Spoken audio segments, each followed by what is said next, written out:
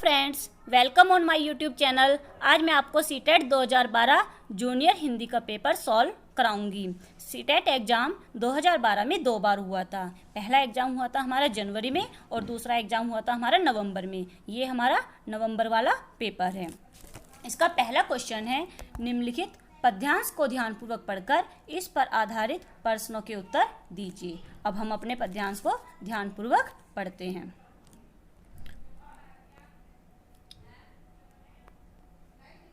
पहला क्वेश्चन है हमारा, मेघ आए बड़े बन ठन के सवर के, पंक्ति का भाव किसमें है। ये हम अपने पैराग्राफ में देखते हैं। ये रहा हमारा स्टार्टिंग की लाइन में, मेघ आए बड़े बन ठन के सवर के। बन ठन के सवर के का मतलब होता है सज धज कर, और मेघ का मतलब होता है बादल। तो इसका हमारा आंसर क्या हुआ, बादल सज धज कर आए हैं। मेघों के आने से लगता है, मेघों के आने से लगता है, हम अपने पैराग्राफ में हम अपने पोयम में देखते हैं। पाहुन जो आए हो गांव में शहर के, पाहुन मतलब होता है मेहमान, गांव में शहर के। तो ऐसा लगता है हमें मेघों के आने से कि मानो गांव में शहर से मेहमान आए हों। नेक्स्ट क्वेश्चन, बरस बार सुधि लीनी, इस पंक्ति का भाव किसमें है। इस पंक्ति का भाव हमारा है कि बादल एक बरस के बाद आए हैं। नेक्स्ट क्वेश्चन, पूरी कविता में कौन सा अलंकार है। पूरी कविता में मानवीकरण अलंकार है, क्योंकि इसमें बादलों को मेहमान के रूप में कहा गया है। बूढ़े पीपल ने किस प्रकार मेघों का स्वागत किया। बूढ़े पीपल ने झुककर प्रणाम करके मेघों का स्वागत किया। नेक्स्ट क्वेश्चन हमारा, पाहुन शब्द का क्या अर्थ है। पाहुन शब्द का अर्थ होता है मेहमान। नेक्स्ट क्वेश्चन, अब हमारा आ गया गद्यांश। अब हम इसे ध्यानपूर्वक पढ़ेंगे और इस पर आधारित प्रश्नों के उत्तर देंगे, और ये हमारे 37 से लेकर 45 तक प्रश्न होंगे। अब हम अपने पैराग्राफ को ध्यानपूर्वक पढ़ते हैं। इसका प्रश्न है, गिजू भाई का किसमें विश्वास नहीं है। गिजू भाई का विश्वास उनके भविष्य का निर्णय शिक्षकों एवं अभिभावकों द्वारा तय करने में नहीं है, क्योंकि अगर शिक्षक या अभिभावक यह तय करते हैं कि बच्चे को क्या करना चाहिए क्या नहीं करना चाहिए, तो इस निर्णय में वे बालक की सृजन शक्ति का दमन कर देते हैं। इसलिए गिजू भाई का इसमें विश्वास नहीं है। कौन सा अपराध पिनल कोड की धारा के अधीन नहीं आता है। बालक की सृजन शक्ति का दमन करना पिनल कोड की धारा के अधीन नहीं आता है। बच्चे क्या करें और क्या ना करें, जब शिक्षक और अभिभावक यह तय करते हैं तब। क्या ना करें, बच्चे में सृजन शक्ति का दमन होता है, यह उन्हें तय नहीं करना चाहिए, क्योंकि हमारा 37 वाले क्वेश्चन में भी आया था। नेक्स्ट क्वेश्चन, निम्नलिखित में से सृजन के अंतर्गत नहीं आता है। निम्नलिखित में सृजन के अंतर्गत क्या नहीं आता है, प्रश्नों के उत्तर रटना, क्योंकि अगर हम किसी भी विषय पर अपने विचार लिखेंगे तो यह हमारा सृजन के अंतर्गत आएगा। कहानी लिखेंगे वो भी सृजन के अंतर्गत आएगी। मिट्टी से खिलौने बनाएंगे वो भी हमारा सृजन के अंतर्गत आएगा। इसलिए प्रश्नों के उत्तर रटना सृजन के अंतर्गत नहीं आता है। साहित्य शब्द में इक प्रत्यय लगाने पर क्या शब्द बनेगा। साहित्य शब्द में इक प्रत्यय लगाने पर साहित्यिक शब्द बनेगा। जैसे साहित्य प्लस इक, तो क्या बन गया, साहित्यिक। बौद्धिक ऐतिहासिक शब्दों में मूल शब्द तथा प्रत्यय है। बौद्धिक शब्द में बुद्धि हमारा मूल शब्द है और इक हमारा प्रत्यय है, और ऐतिहासिक शब्द में इतिहास हमारा मूल शब्द है और इक हमारा प्रत्यय है। बुद्धि प्लस इक मिलाकर बन जाता है बौद्धिक, इतिहास प्लस इक लगाकर बन जाता है ऐतिहासिक। न्याय नीति में समास है। न्याय नीति में हमारा द्वंद्व समास है, क्योंकि द्वंद्व समास में दोनों ही शब्द प्रधान होते हैं। इसमें न्याय भी प्रधान है और नीति भी प्रधान है, और द्वंद्व समास में हमेशा हाइफन लगा होता है।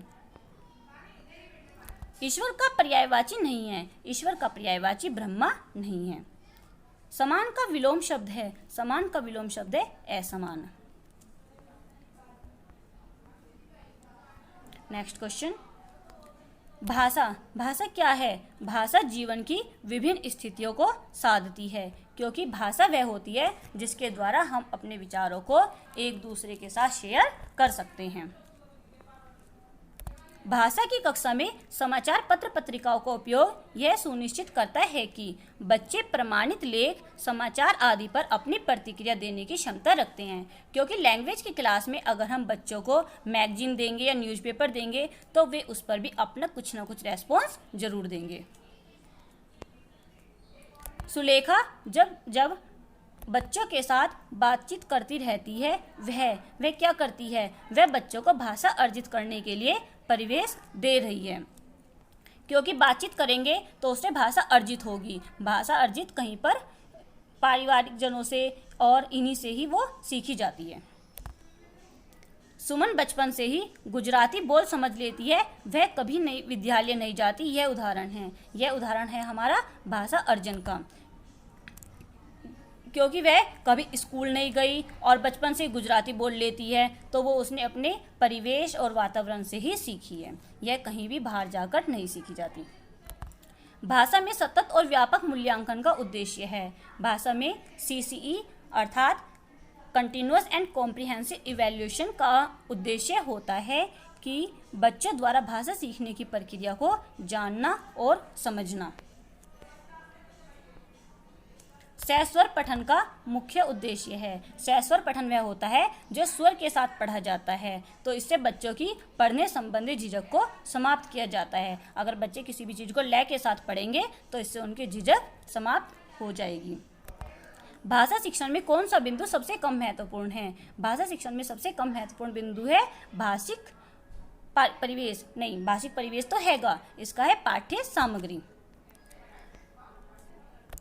सतत मूल्यांकन का एक निहितार्थ है। सतत मूल्यांकन का एक निहितार्थ है बच्चों के भाषा प्रयोग का निरंतर अवलोकन करना, क्योंकि अगर हम बच्चों के भाषा प्रयोग का निरंतर अवलोकन करेंगे तो इससे हमें पता चलेगा कि बच्चों ने क्या सीखा है, कितना सीखा है और उनके ज्ञान में कितनी वृद्धि हुई है।